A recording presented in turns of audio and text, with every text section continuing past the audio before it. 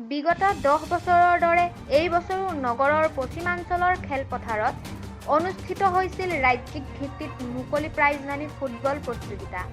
আজি এই প্ৰতিযোগিতাৰ উদ্বোধনী খেলখন গোগামুখ স্পৰ্টছ একাডেমী আৰু হাৰমতিৰ তুলিপছ স্পৰ্টছ একাডেমীৰ মাজত অনুষ্ঠিত হয়।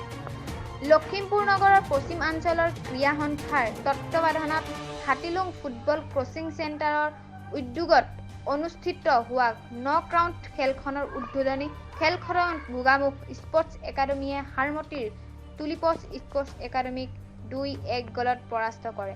লখিমপুৰৰ পৰা Rahan Ahmed, North East News India.